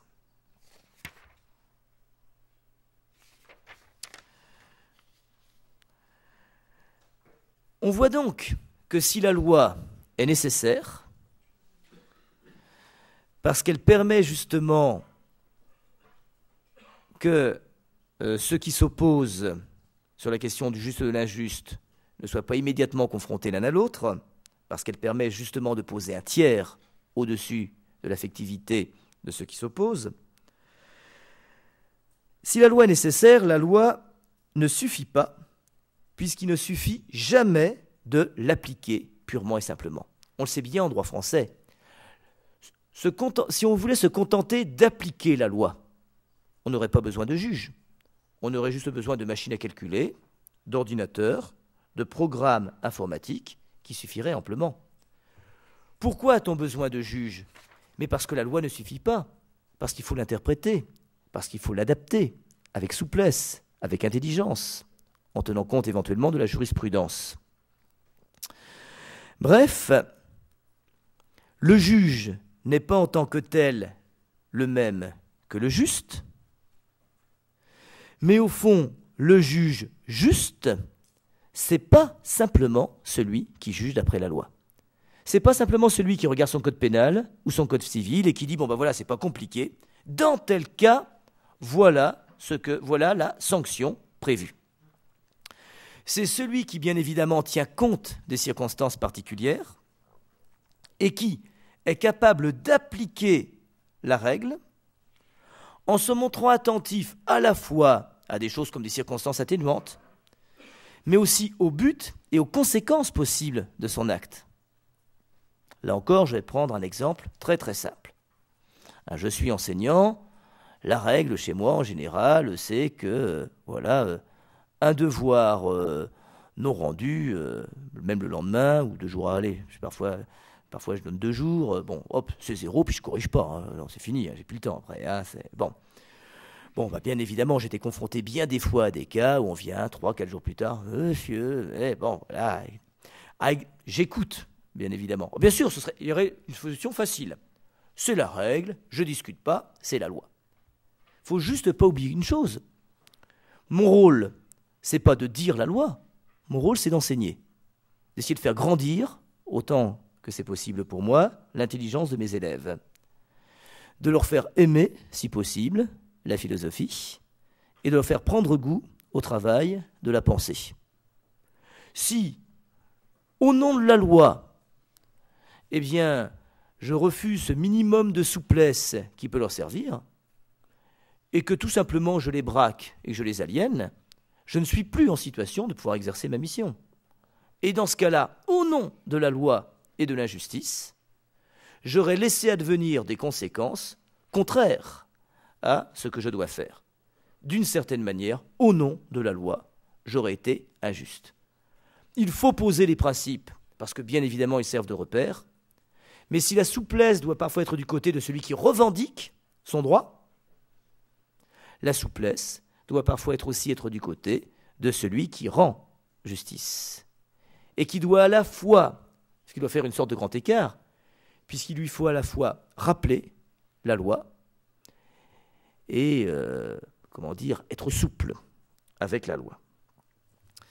Et donc, le juge juste, c'est celui qui regarde à deux choses.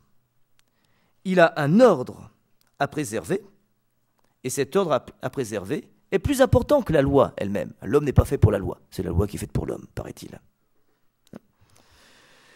Et donc, il doit à la fois s'assurer de la préservation d'un ordre tenable et en même temps de la dignité de l'individu. Bref, une sanction juste, c'est une sanction qui n'est pas avilissante. Une sanction injuste, c'est une sanction qui avilit. Pour le dire autrement, une sanction est juste quand elle ne transforme pas un coupable en monstre, quand elle ne l'exclut pas hors de l'humanité, quand elle ne le déshumanise pas. C'est-à-dire, une sanction est juste quand elle laisse ouvert l'horizon d'une rédemption possible.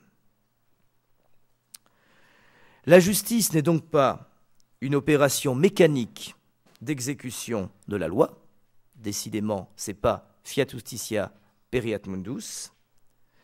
Il n'y a de justice véritable qu'ordonnée à un triple souci. La préservation de l'ordre social en ce qu'il a de dynamique, de mouvant, de souple et parfois de menacé. La reconnaissance de la dignité de la victime, bien sûr, mais le maintien du coupable dans ce qui constitue sa dignité résiduelle. Quand on sépare ou quand on traite isolément l'un de ces trois pôles, on prend le risque, au nom de la justice, de l'injustice. Oublier la dignité de la victime, c'est bien évidemment terrible. On ne peut pas dire le droit et énoncer la loi en oubliant la dignité de la victime, bien sûr. Mais oublier la dignité du coupable, lui interdire toute possibilité de restaurer sa dignité dans le cadre d'une sanction qu'il pourra reconnaître comme juste, c'est aussi être injuste. Et ne tenir compte que de l'ordre social, sans tenir compte de la dignité du coupable ou de la victime, c'est aussi être injuste. Or, bien sûr, la justice est une affaire difficile, qui nous oblige à jouer en permanence avec des injonctions qu'il n'est pas facile de tenir ensemble. Comment tenir ensemble l'ordre social, la dignité de la victime et la dignité du coupable? C'est un défi très difficile. Mais parce que la justice est, bien évidemment, affaire difficile. Et qu'il ne suffit jamais de dire la loi pour être sûr qu'on est juste. Je vais donc conclure, ou du moins essayer.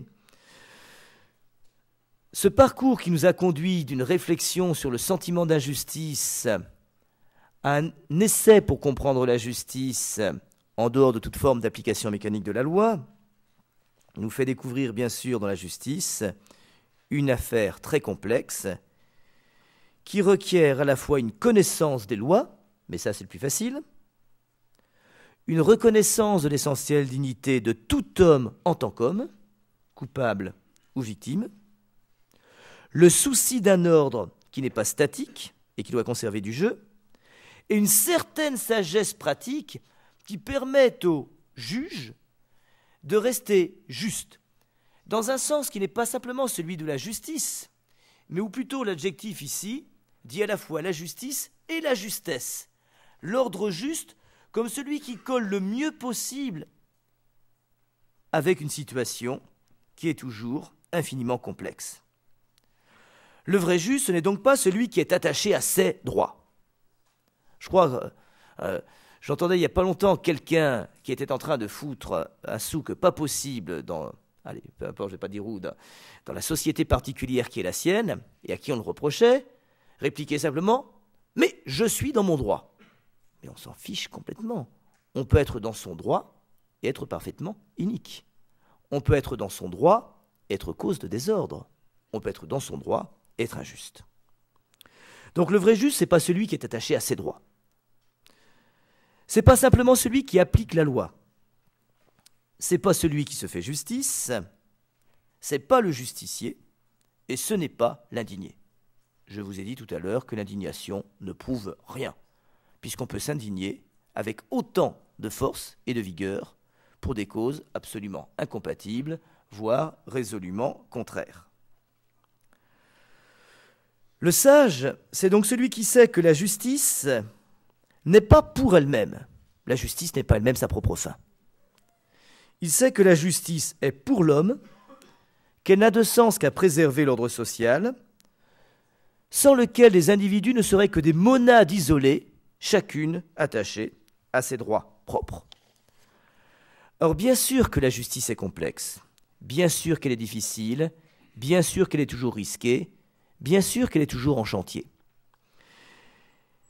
Il y a quelques années encore, j'interrogeais un magistrat, et puis je lui demandais simplement, mais au fond, il t'arrive jamais d'avoir des doutes? Et puis il m'a répondu, mais toujours, en permanence.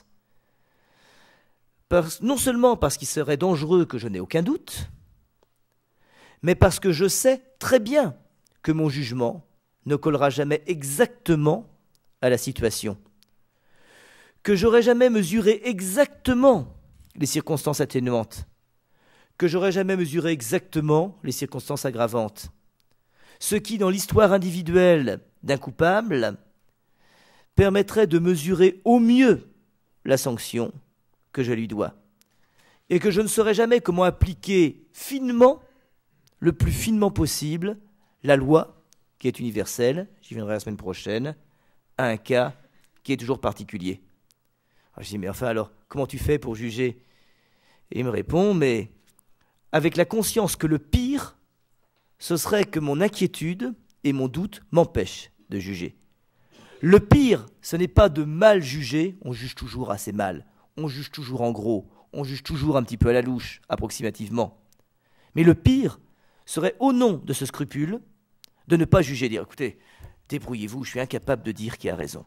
Débrouillez-vous, je suis incapable de dire quelle est la sanction juste. Dans le même ordre d'idées, on m'a parfois demandé, est-ce que je suis sûr, quand je note une copie de philo, que ma note est juste? Je réponds en toute sérénité, non, elle est toujours injuste. Elle est toujours injuste, pas parce que je suis quelqu'un d'inni, que je ne crois pas, qui se fiche complètement de savoir ce qui est juste ou ce qui ne l'est pas. Elle est injuste parce qu'elle n'est jamais d'une justesse absolue. On met 7. Ça pourrait pas faire 8, monsieur? Bon, si. D'accord. Je mets 13. Ça pourrait pas faire 12? Bon, si. Bon, si, 12, 13. Bon, d'accord, hein. Alors, bien sûr, ça peut inquiéter. On se dit, mais enfin, il note comment, ce prof? Bon, si vous avez des raisons d'être inquiet, peut-être, d'ailleurs. Hein, Mais au fond, qu'est-ce qui serait le plus terrible? Que je fasse ceci, dire, de toute façon, je ne sais pas ce que vos copies, donc je ne vous note pas.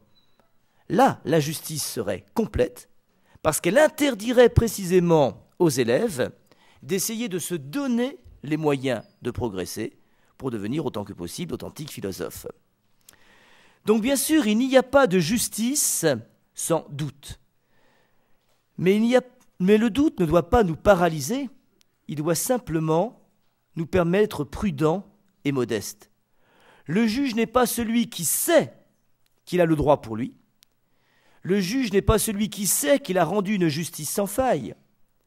Il est celui qui sait qu'il faut dire le juste dans une situation toujours complexe, dans une situation d'incertitude, dans une situation dans laquelle il est toujours difficile de se repérer. Et je finirai par une citation, encore une, d'un philosophe début du XXe siècle qui s'appelle Alain, qui me semble résumer en une phrase magnifique ce que je viens d'essayer de vous dire.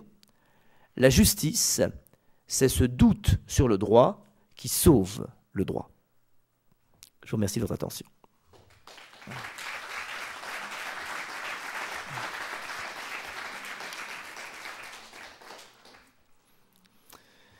Et donc, comme d'habitude, il nous reste une bonne vingtaine de minutes pour dialoguer ensemble.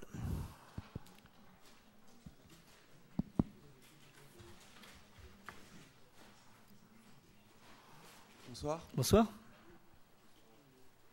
J'avais une question par rapport au fait de la différence entre l'amour de soi et l'amour propre.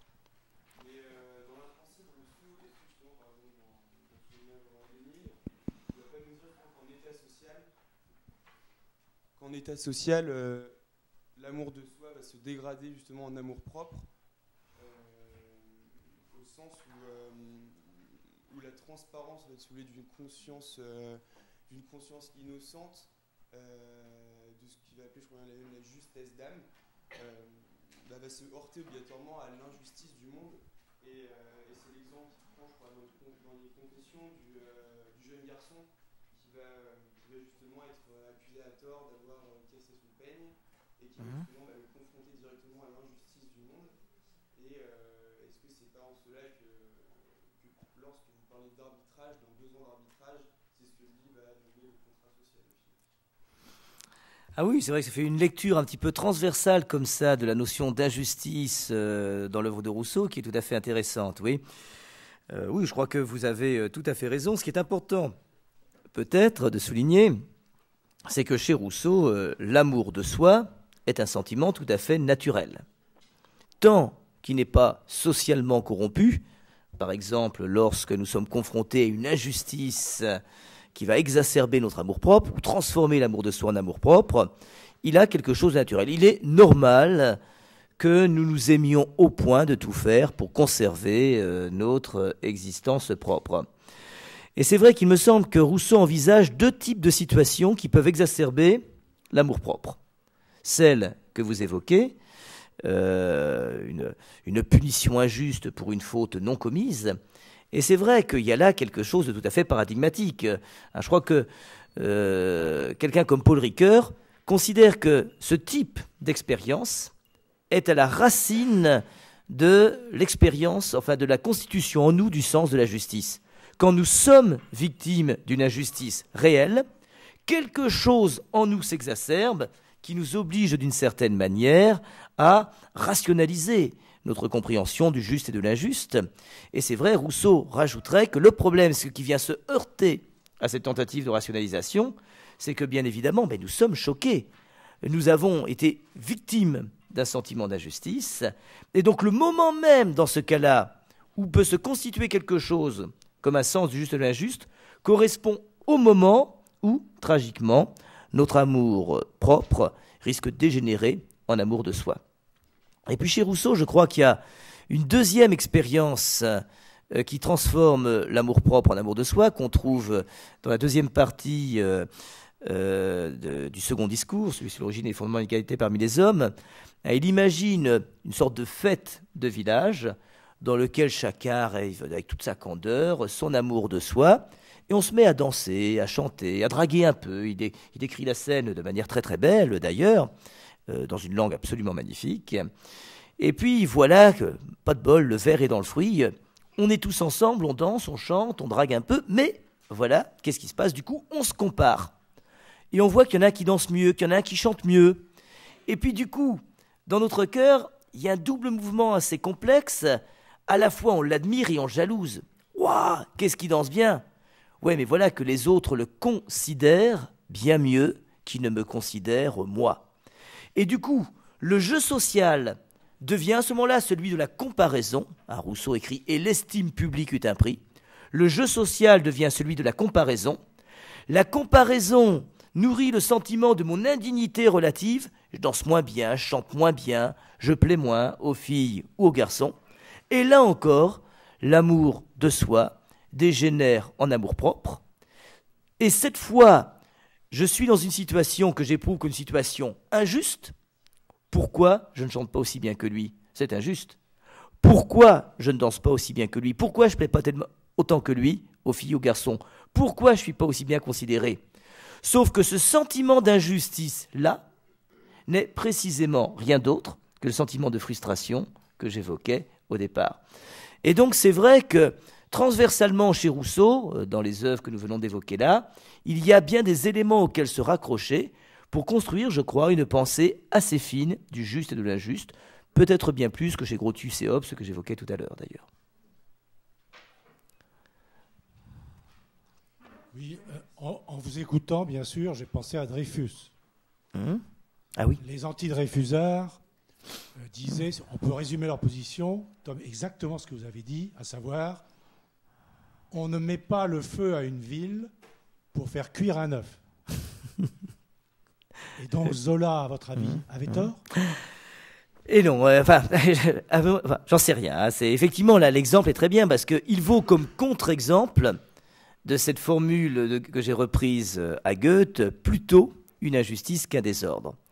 Et c'est vrai que je vous ai donné un exemple où, au fond, l'injustice n'est pas véritablement une injustice parce que la justice n'est pas possible.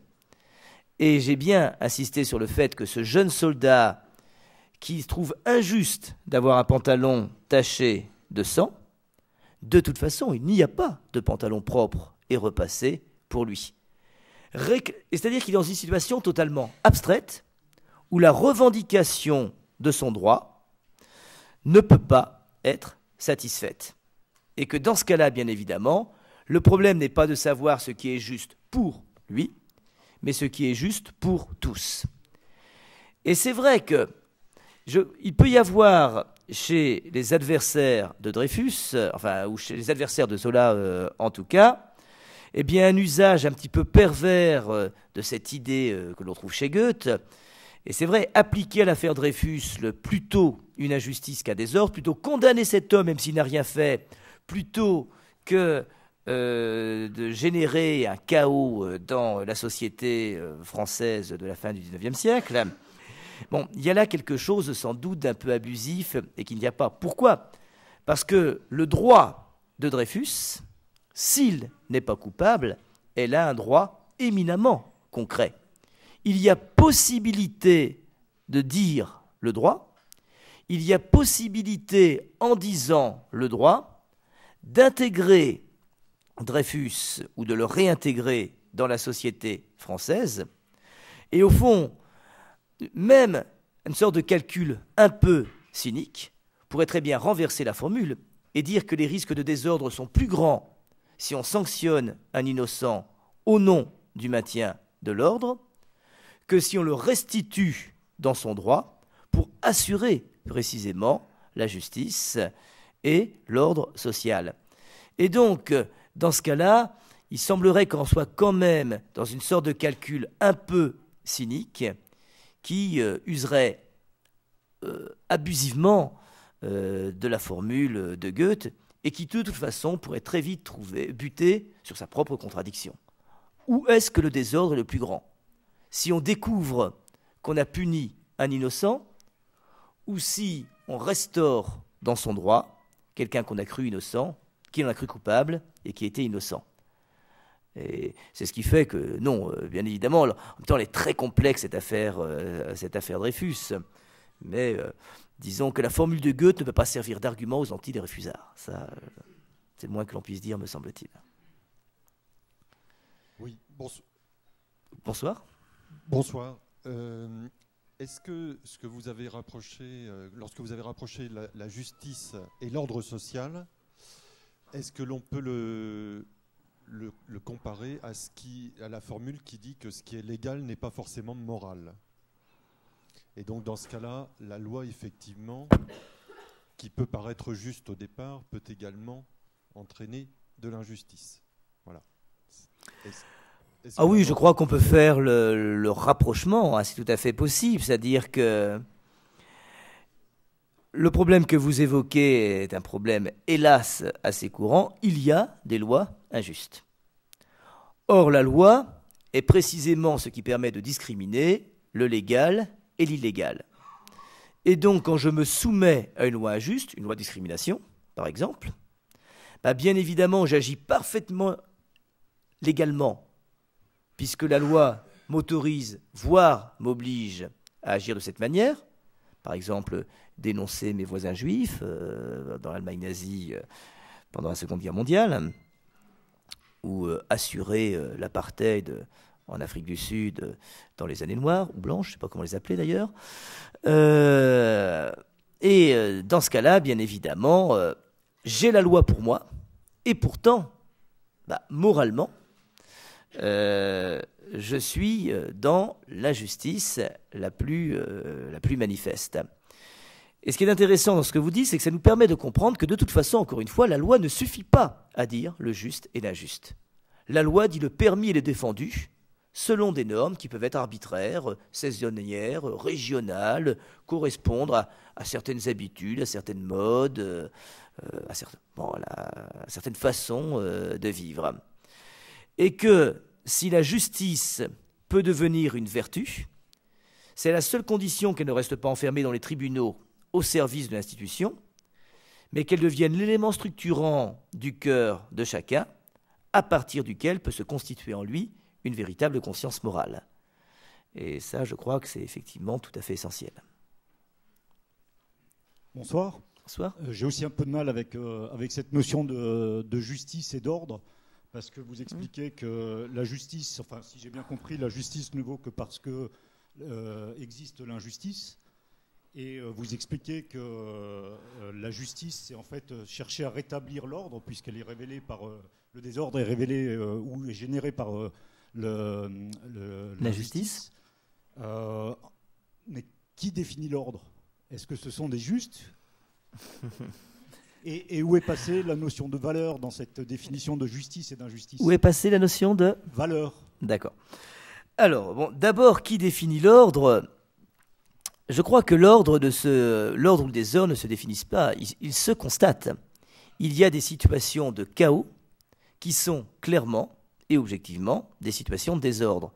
Quand deux frères se battent parce qu'ils veulent tous les deux le même trône, même si l'un, qui est l'aîné, en est l'héritier légitime, il n'y a pas à décréter qu'on est dans une situation de désordre, il n'y a qu'à constater qu'il y a situation de désordre. Quand il y a une guerre civile parce qu'on s'oppose sur le statut des esclaves dans les colonies du Sud, il n'y a pas à décréter qu'on est dans une situation de désordre. Le désordre, bien évidemment, se voit. Et donc ce désordre que j'évoque n'est pas une sorte de désordre abstrait au nom d'une représentation abstraite d'un ordre qui serait bien compris. Ce qui veut dire aussi que ce que j'appelle l'ordre ici n'est pas un idéal abstrait, et il n'est pas non plus, si vous voulez, une sorte de perfection dans les rapports sociaux. Il y a ordre là où il y a un minimum de jeu, de l'huile dans les rouages, si vous voulez, là où il y a un minimum de jeu social. Là où les tensions, quand elles apparaissent, ne dégénèrent pas automatiquement en actes de violence. Et donc, quand je dis que la justice est au service de l'ordre, ce n'est pas bien évidemment dans une espèce de sens tyrannique où le législateur dirait l'ordre et l'imposerait. C'est au contraire dans un sens extrêmement souple, que l'on trouve dans certaines belles formules d'Aristote et d'Antica Nicomaque, où cet ordre est simplement ce qui permet à des individus qui font partie de la même société de vivre ensemble tant bien que mal. Et donc la valeur ici, puisque vous posez la question de la valeur, ce n'est pas la valeur d'un ordre qui vaudrait par lui-même abstraitement, c'est les valeurs de souplesse, de générosité, d'attention à l'autre, cette capacité à prendre sur soi parfois de renoncer à son droit qui permet à la société de se déployer quand même. Il y a un très beau texte d'Aristote dans l'Éthique à Nicomaque où il est en train de commenter ce qu'il appelle la justice de Rhadamante. Les Grecs ne connaissaient pas la loi du talion, ils ne connaissaient pas la Bible, et la justice de Rhadamante, c'est la loi du talion. C'est œil pour œil, dent pour dent. Il y a une formulation grecque qui est un peu différente, mais c'est la même. Et Aristote dit, ça ne peut pas marcher ça parce que c'est facteur de désordre. Si chacun exige exactement son dû, Si personne ne fait des petites concessions, il n'y a pas de jeu social possible. Et Aristote rajoute, par conséquent, il faut prendre l'initiative d'être généreux. Et être généreux, ça veut dire quoi? Renoncer parfois pour soi, mais pas pour les autres, à ce que justice soit faite. Tant pis, j'aurai le droit d'aller voir le maire et de me plaindre que mon voisin fait du bruit en tondant le gazon. Mais le plus important, c'est peut-être quand même de ne pas perturber les relations de voisinage et de faire en sorte qu'on puisse vivre autant que possible en bonne compagnie les uns avec les autres. Et donc les valeurs deviennent ici, c'est les valeurs qui nous permettent de prendre sur soi, de prendre l'initiative d'être généreux, comme le dit Aristote. Bonsoir, Monsieur Martin. Bonsoir. Je disais bonsoir. Oui, tout à fait. Ça, c'est fait. Il y a quelque chose qui m'embête dans la figure du héros, puisque comme le capitaine dont vous nous avez parlé, qui consent à l'injustice pour sauver son bataillon, la figure du justicier me semble exactement la même. En tout cas, je pense. Et là, j'aurais un exemple qui n'est pas grec du tout. Si Batman, qui pourrait représenter la souplesse du rapport au droit, veut se débarrasser des bandits de Gotham City pour protéger les citoyens. Est-ce vraiment de l'injustice? Alors, en tout cas, c'est pas de la justice. Je reviens sur ce que j'ai dit tout à l'heure et je le précise éventuellement. Celui qui se venge n'est jamais juste. La vengeance privée, que l'on fait pour soi, je me venge du tort que l'on m'a fait à moi, est toujours injuste. Et je vous ai dit que, bien évidemment, il faut peut-être distinguer la figure de celui qui se venge de la figure de celui qui venge les autres. Le vengeur masqué, effectivement, ça peut être Batman. Et je vous ai dit que je ne peux pas y voir une figure de la justice, parce que pourquoi? Parce que Batman est renvoyé forcément à sa propre subjectivité. C'est lui qui décide qui sont les bandits, c'est lui qui décide la sanction qu'ils méritent, c'est lui qui décide de les arrêter. S'il les remettait à la justice, je ne suis pas un expert de Batman, et donc peut-être le fait-il, j'en sais rien. Mais en imaginant une configuration où il les remettrait à la justice, bon, à la limite, ce serait un auxiliaire des forces de police. Mais si c'est lui qui donne la sanction, ça veut dire qu'il ne la donne qu'au nom de son rapport subjectif à ce qui lui semble juste ou pas. Et dans ce cas-là, en tout cas, même s'il n'est pas injuste parce qu'il s'en prend réellement à des coupables, il n'est pas non plus juste parce qu'il ne peut pas dire le droit. Il ne peut dire que son indignation, il ne peut dire que sa rancœur, il ne peut dire que son ressentiment. Sa colère, si vous préférez.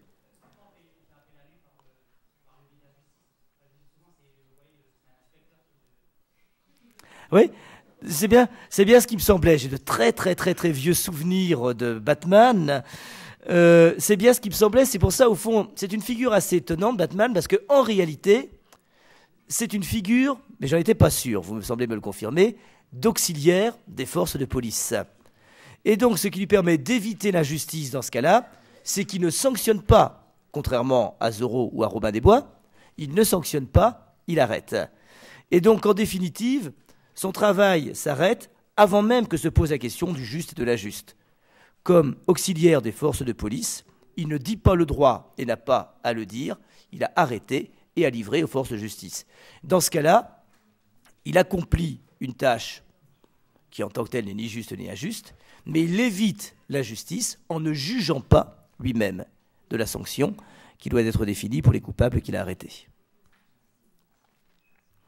Bonsoir. Bonsoir. Donc moi, ma question, c'est à propos de la torture, puisque souvent, on trouve de très bonnes excuses pour torturer, pour préserver l'ordre social, justement. Prenons l'exemple aux États-Unis, le 11 septembre a été une grave atteinte à l'ordre social américain et international. Une réponse a été faite, qu'on peut critiquer ou non d'ailleurs, et qui est passée entre autres par une recherche des informations toujours plus poussée, de manière à protéger l'ordre social, et qui est passée entre autres par la torture. Or, la torture, je pense qu'on peut tous dire à peu près que c'est injuste. Mais qu'en est-il justement là? Qu'est-ce qui prévaut? L'ordre social ou la justice? Ou la dignité individuelle. Ou la dignité individuelle, voilà. Merci. En tout cas, vous posez, je crois, très très bien le problème. Et je crois que la première chose qu'on a toujours à faire en philosophie, c'est pas de s'exprimer au nom d'une conviction. Le philosophe n'est pas là pour dire son opinion et ce qu'il pense de tel problème. Et ce que j'essaie de vous dire là, c'est que je ne suis pas là, moi, pour vous dire quelle est ma conviction sur la torture. Probablement la même que la vôtre, mais ce n'est pas du tout la question. Je crois que vous posez bien le problème, puisque vous posez bien l'enjeu. Est-ce que la mise à mal de la dignité résiduelle d'un individu, aussi coupable soit-il, doit être ou non préférée au maintien, à la préservation de l'ordre social? D'un point de vue moral, strictement moral, déontologique, il me semble que le débat est très difficile à résoudre. En revanche, mais je pense que globalement, on ne peut pas assurer la justice sociale en bafouant le respect des droits individuels, et qu'on retrouve ici un cas qui est quand même pas très éloigné de celui de l'affaire Dreyfus. Et du coup, on pourrait dire les choses autrement. Le problème, c'est quand on bafoue les droits individuels au nom de l'ordre social. Vous voyez, je vais jouer le jeu d'une perspective simplement utilitariste. Quand on bafoue les droits individuels au nom de l'ordre social, tragiquement, on risque d'accroître le désordre social. Et donc, il n'est pas évident du tout que le calcul soit juste.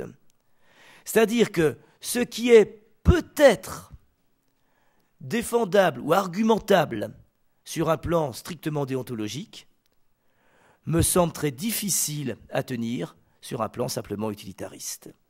Et justement, si on privilégie l'ordre social sur la dignité individuelle, c'est peut-être une raison de plus pour sauvegarder la dignité individuelle, sous peine de risquer de menacer davantage encore l'ordre social, par un sentiment de révolte, d'exaspération, qui risque au fond d'être contre-productif.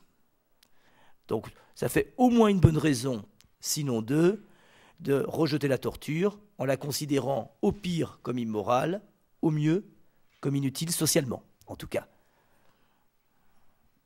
Mais c'est un peu facile à dire quand on n'est pas dans une situation où on a vraiment un renseignement décisif à aller chercher, ou pour lequel peuvent se jouer la vie, parfois, de dizaines d'individus. Et là, ça compliquerait quand même encore sérieusement l'analyse.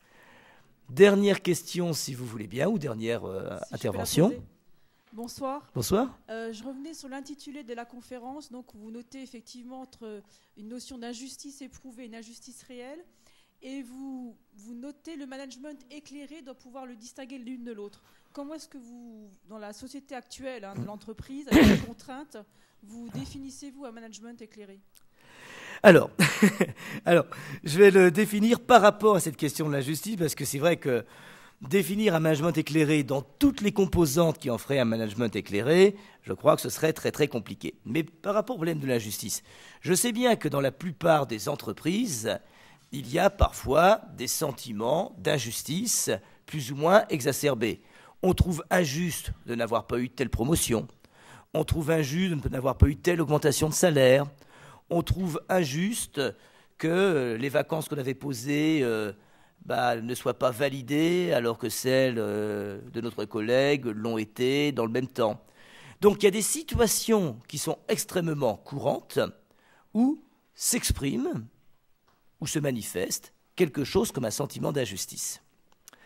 Or, je crois que ce que j'appelle rapidement ici le management éclairé, c'est celui qui doit à la fois pouvoir entendre une parole où se dit un sentiment d'injustice et tout en l'entendant, la ramener à l'ordre global de l'entreprise.